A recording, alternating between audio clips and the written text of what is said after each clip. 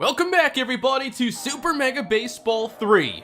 We're opening this episode by going through one of the top matchups on our schedule. Tyrus Sparks and Andy McKenzie going head-to-head here with the Sharks and the Beewolves. And in the very first inning, a drive from Neil Hope, and I really thought that was going to be a home run off the bat. Getting an early home run like that would be huge if you could get it, as both of these pitchers don't allow a lot of runs and have very similar numbers on the season.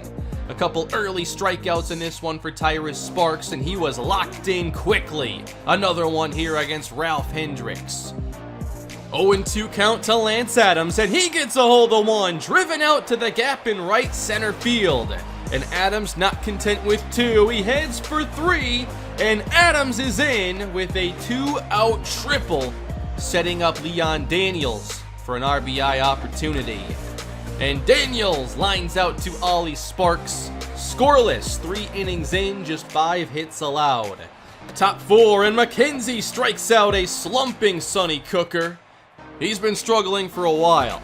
Bottom 4, and here's a drive. Lennox Whitehead off the top of the wall, and finally the first run is across. A solo home run that just barely got out.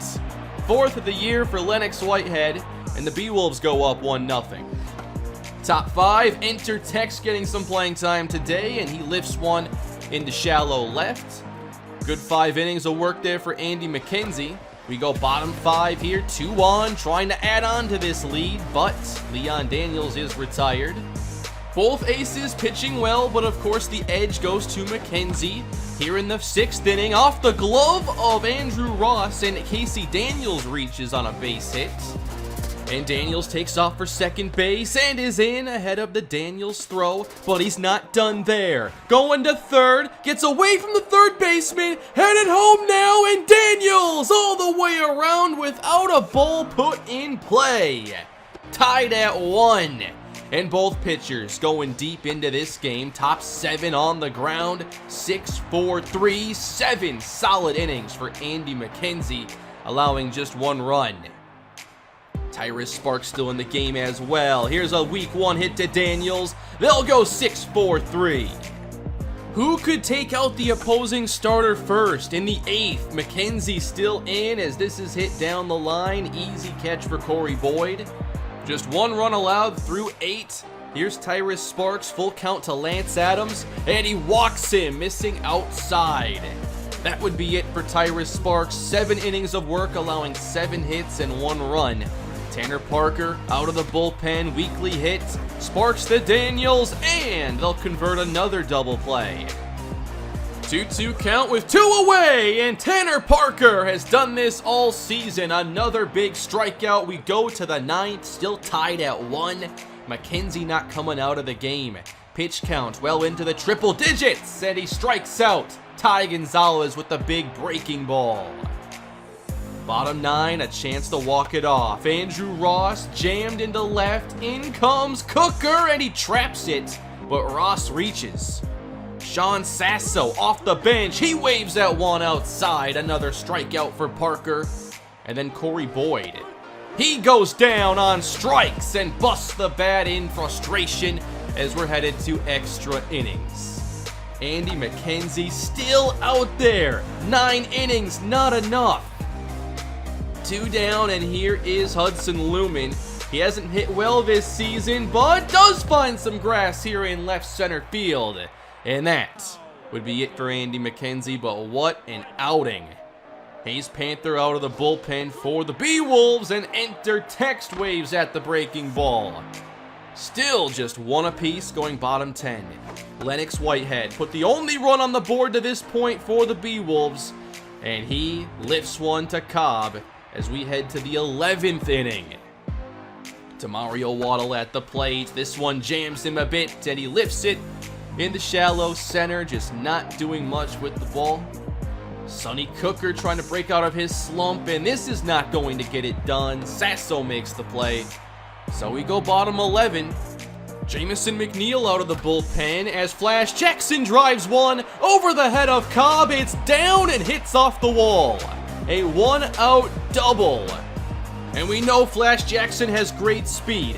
So here's Sean Sasso, line drive, center field, Waddle can't catch it, Jackson around third, and this game is over. The Beewolves take it in extras, 2-1. A classic pitcher's duel between Andy McKenzie and Tyrus Sparks. This is not a surprising game at all. Both pitchers pitched deep and pitched really well. 117 pitches for Andy McKenzie. He recorded 29 outs and still has not recorded a pitcher victory this season. On top of that, the only run we even scored was an unearned run. They charged an error to somebody, and still McKenzie doesn't get the win. So we continue on here. Hope you enjoyed that intro. Those are really fun to put together. It takes me back to the Twins franchise and that whole format. So it's fun to do these edited recaps, and that was a great game that I'm glad we got some time with. Not a game you want to sim and just move on from.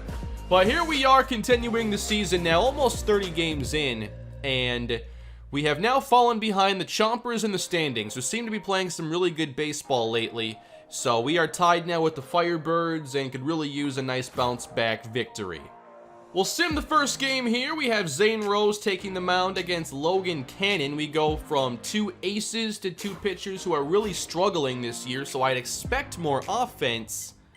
The Beewolves supply it, and we do not. Just 1 run for the Sharks, and now we get closer to a 500 record. You'll notice 5 players slumping now. A couple players have positive mojo, but I do want to get Sylvester Seymour back out there, and hopefully we can get his bat turned around this season. I really don't like this whole setup here with 5 players slumping in a row, but there's just no easy way around it when so much of the team is not playing that well. But now, Casey Daniels has gone all the way from a number 9 hitter on the roster bubble to one of our most valuable players of the season. We'll sim one more game here against the lowly Scorpions, and thankfully we're able to get back on track here with a 6-2 victory. Scorpions just 10-20 on the season now, well out of playoff contention with those kind of numbers. If we check out some of our development opportunities, there's Tyrus Sparks, Jamison McNeil. Are any of these intriguing enough? I do like the one for Preston Sullivan, and he's only 21 years old, so it's really tempting when the speed negative is not that big of a deal. We also could upgrade DeMario Waddle, and if we want to work on, ending some of these cold streaks, these slumps, that's awful tempting. But it's 644k when I think this is a better value because you're guaranteed a +8 contact. You know what? Let's go for it. If we got that +16, having an 84 power, 40 contact batter at 21 years old, plus it's a 25% chance. That's pretty reasonable. We get +8, still really good. So maybe Sullivan gets some more playing time as we have all these players slumping. I don't think he's done a whole lot for us this season. Checking out the stats, he does have 73 at-bats. That's actually a lot, and he's not doing much with them. And it doesn't appear like he's hitting as many extra bases as you'd hope. He's only slugging 247, and that's supposed to be his game. If we check out some of the available free agents right now, there are certainly some interesting players. Ja'Cory Days here, Ono Johnston, a few players on my watch list as well. I think we're actually going to make a roster move here. We're going to release Tate Taylor, who's just been on the bench all season, not doing a whole lot for us. And we're going to go with Nico Gonzalez here, who has a similar skill set, but he has a better arm. He's a little bit younger, and his salary is going to be a little bit cheaper for us. So I think it's a pretty, simple move that makes some sense. And we're going to jump into this game now against the Prowl at 12-19. I hope we can put up a good day against them. Wyatt Monroe's numbers, they don't look too bad here on the surface. What if we go a little bit deeper into them? 25 strikeouts and 36 innings pitched. Okay. He's made 7 starts this year, given up 5 home runs. So about 1 every 7 or so innings. Not bad, and I'm really hoping we can start getting those home runs back. I think we need those. So he appears to be one of their better pitchers, but it's not like that we've taken full advantage of some of the easier matchups, or at least the ones that seemed easier. Okay, So I simmed a couple games and now we're down to just one player who is tense. That's really good. So maybe I can mix up the order a lot more from here. Yeah, it's really interesting. There aren't many mojo effects right now at all, positive or negative, and it's nice to have a little reset here, I guess, as we have not been in this park all year. Wow, this one's really nice. I gotta say, the ballpark designs here, fantastic in Super Mega Baseball. Like, it's something that didn't have to be as good as it is. Like, the game would still be great, but wow. Some of these set pieces and landscapes are really, really cool. Anyway, going down looking, Boof Cobb. And that brings up Casey Daniels. And the average is just under 400 now. Trying to get a bit comfortable here with the way Monroe is pitching. And that is hammered to left field and down for a base hit. Casey Daniels reaches again. That was a sweet play in the game we were watching, though, that recap one. I mean, he got 2 stolen bases, then scored on an error. Oh, he's safe. I thought he'd be out right there. Neil Hope. Do we take off for third base here? Monroe has low velocity. I think we can really consider it. There he goes. And driven to left field. This ball is out of here. No, it's not. It's off the wall. I had no idea what to do. I couldn't really send Casey home. I couldn't really send Hope to second. Just took it simple there. First and third, 1 down. Here's Ty Gonzalez. Monroe is not going to throw it that fast, and it's not going to be moving a lot. So I better get some good hitting today. We could start now. 1-1 to Ty Gonzalez. Off the end of the bat here. He's a double play waiting to happen when that occurs. Oh, man. That is a huge missed opportunity. And what are we doing today? We are pitching with Dino Madrano. You know, I'm just waiting to have that one really fantastic outing with him. I've been working on it now for the whole entirety of the series. Wow. No speed there. Can't believe we made that play. Base hit into center. I thought going first pitch curve would help me there. It's been tough to just have like a good 5-inning outing here with Madrano. So that's kind of the goal today. Taking Waddle back here to the track. He makes the catch. All right, first pitch slider here. Really mixing it up as much as we can here. He only has 3 pitches to work with.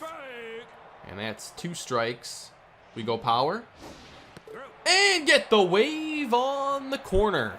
Or the curveball. We were off the corner. All right, top 2 here against Monroe.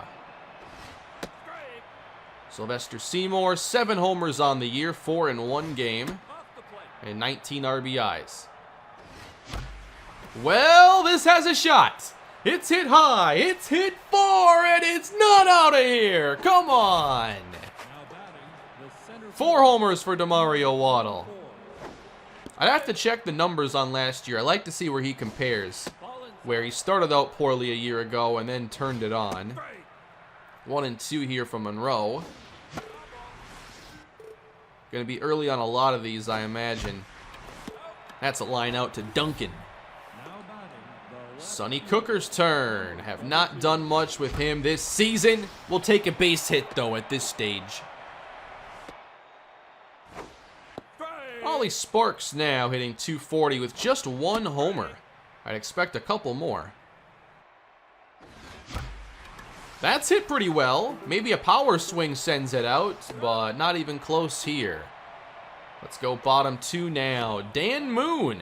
Pretty solid numbers here. He's a contact hitting speedster, but a couple homers on the year. And that one's going to get through for a hit. Not my best pitch there. Runner goes and out. With the mojo dropping. There we go. Hudson Lumen's behind the plate today, by the way. And now we get a strikeout for Madrano. I like this start. Uh-oh. Thank you for not swinging. Really appreciate that. That's a good fastball. Jammed him. That one can't feel good. That's out number 3. Hudson Lumen gets the start today, and now he's locked in. I wonder if it's because he threw out the base runner. Whoa, watch out! The pitcher is down, and he is hurt. Very hurt. And he'll exit. Angelina Anderson now will enter the game. And, okay, 5.1 ERA. Very high whip, but 22 strikeouts out of the bullpen. There can't be that many innings pitched. We'll see if we can do something now against this Prowl bullpen. Cobb lines out, and that's 2. Very unfortunate. Casey Daniels, average back up to 398. I'm feeling a power swing. Well, did not hit that very powerfully, and that's a very quick inning. Samuel Stensgaard, 3 homers, 13 RBIs on the season. This Prowl team just waiting for someone to really take control of things as their top player. I've seen the stats, a few good standouts, but I think this team lacks some star power, and they are certainly in need of maybe an impact rookie in the offseason. Missed, and it didn't matter. Can't do much with the bat on the shoulder. Oh boy, backing him off. Leadoff hitting catcher. I like it. Nice catch by Hope. That was tough. Anybody want to score today? We already had one pitcher's duel in the episode, and that one's hammered! Turned on it! This is way out of here! 467 feet. Usually you hit a ball that far, and it's one that, you know, goes like to center field. But he pulled that one over 450. Ty Gonzalez. Oh my, left up. I thought that was going to be big time. Sylvester Seymour now. Didn't move the reticle. And lining out here to Moon. 2 down. Oh boy, Waddle's rattled now, unfortunately.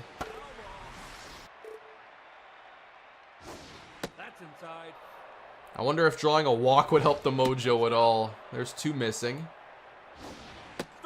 2 and 2. Way up there, eye level. And a full count here to Demario Waddle. It's hit to cross, and the inning comes to an end, but we got on the scoreboard at least. Vivian Baloney. Is that how you pronounce that last name?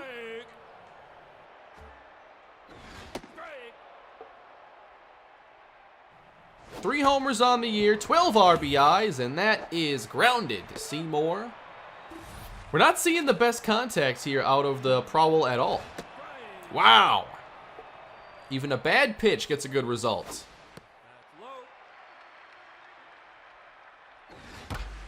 That's hit pretty well into center. Base hit here for the Prowl. But can they start to string some hits together? Knock the mojo down here for Medrano, it said. That's just pitch number 30, by the way. Like, he could get pretty deep into this game with the pace he's working at. Thought that would get the chase. Seemed like a good pitch. That's on the ground and through. Back-to-back singles. And Dan Moon now. Don't like facing him here with 2 on. Hard to double him up. Kind of want him to hit it in the air. I feel like that's more our advantage here. Does anybody want to get over there? Come on. On the ground here. Probably can't turn 2, but we'll get 1 for sure. And almost got him. So it's up to Jacob Knight trying to tie this game up. And he lifts it. Cooker over. It's actually hit really far. And that'll bring home at least 1, likely 2. And there's the speed of Moon, putting the Prowl in front.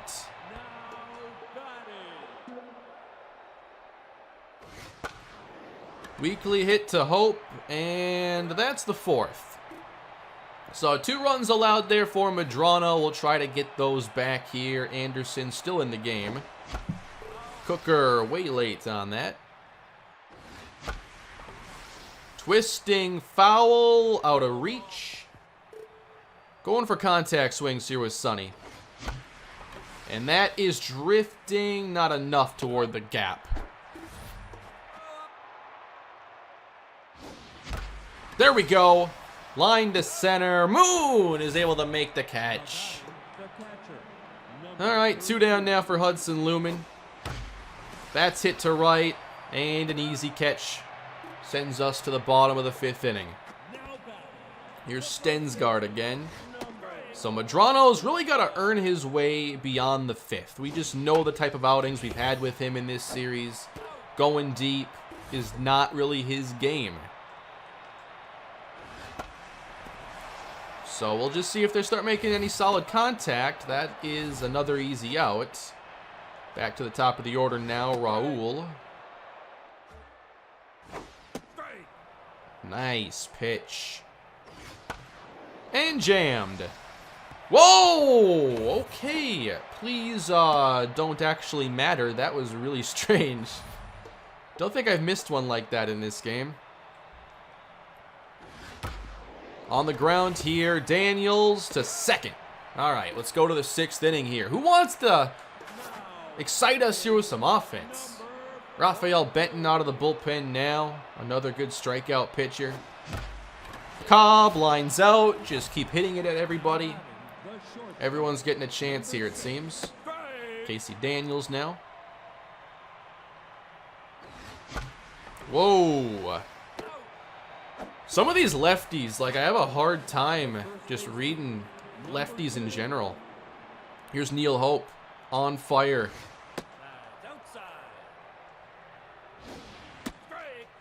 I don't want that pitch. I want something to drive. I don't want a single. That's gonna be what we get though. It was up. I mean, I got the pitch I wanted. So a base hit for Neil Hope. And Ty Gonzalez now. Tense and juiced. No. With every episode, that 20-run game looks like more and more of an anomaly. So we're in the 6th now, still sticking with Medrano as he just now reached his 50th pitch of the day. And still is inducing weak contact.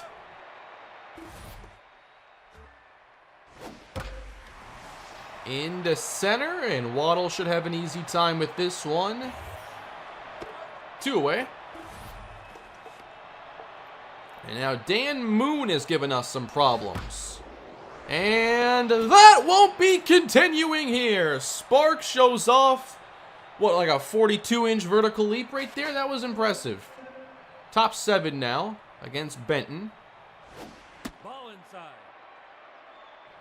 I'm starting to like those pitches inside a little bit more, but I think that I like them more than I'm good at hitting them. So I'm still trying to get used to that. 1-2. Yep, good at bat there for the pitcher. Good job. Mario Waddle still rattled, unfortunately.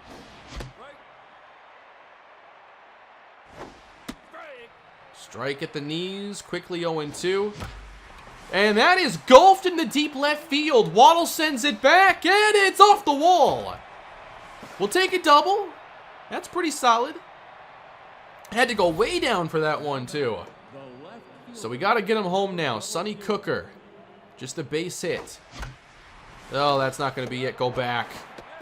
Barely safe. Can Ollie Sparks deliver the single? That's on the ground. Stopped by Clark at short. And that's the inning. Medrano. Still in the game right now. Ball 1.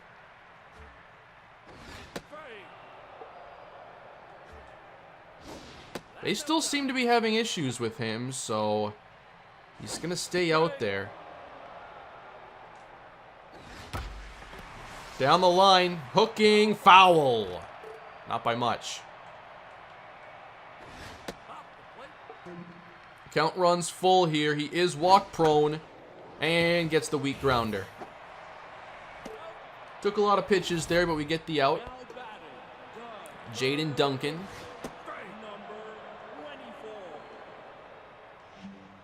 Wild pitch here.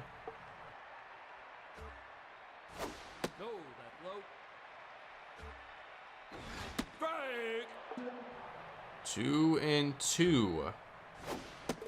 Looking at strike 3, nailing the outside corner. There we go, Medrano.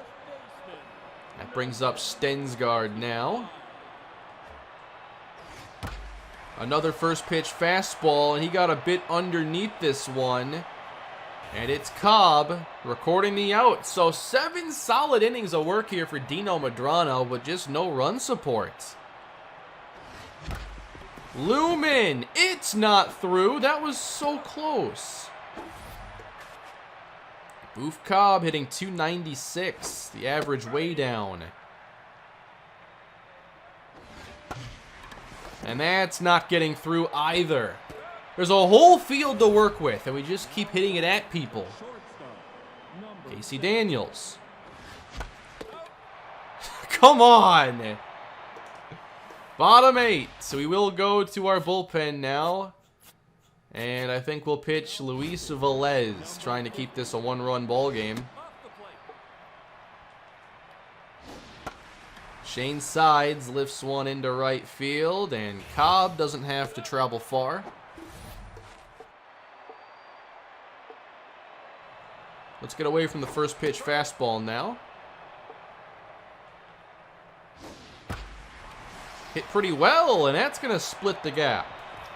Extra bases here for the Prowl. They want that insurance run, and are now a hit potentially from getting it. On the ground, and a base hit. It's rolling slowly. Waddle comes up throwing, and we should have hit the cutoff there. Adam Cross. Popped up. That's big. Keep it a 1-run game, please. Tommy Clark, the shortstop. How do we go after Tommy Clark? Curveball gets strike 1.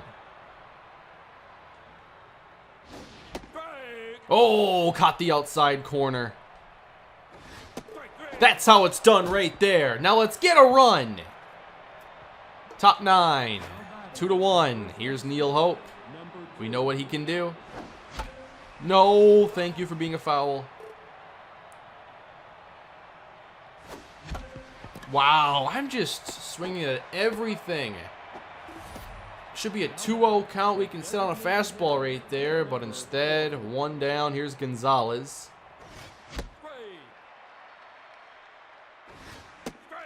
And strike 2 at the knees. Went after it. And we're down to our final out, it looks like. We do get Sylvester Seymour. He does hit lefties really well.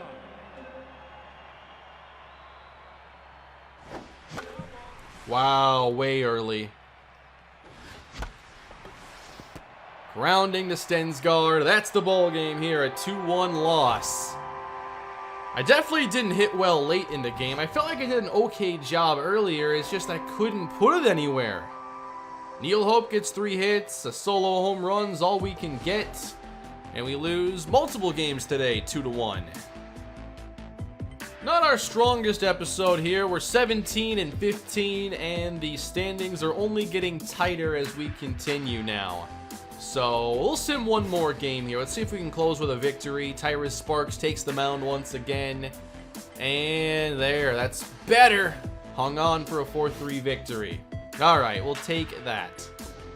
If we check out the standings now, the Firebirds are on kind of a tear, and they are approaching the Cobras now in the standings. They're 21-12, so we could see some interesting things play out here in the Western Conference.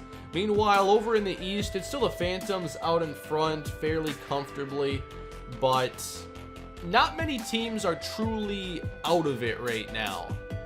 I think just the Scorpions and Warhawks, you can count them out. Maybe the Prowl as well, but the standings indicate they're actually close. But that's going to do it for this one, everybody. Tough episode, but that's baseball sometimes. Still fun. I mean, win or lose, I really enjoy playing the game.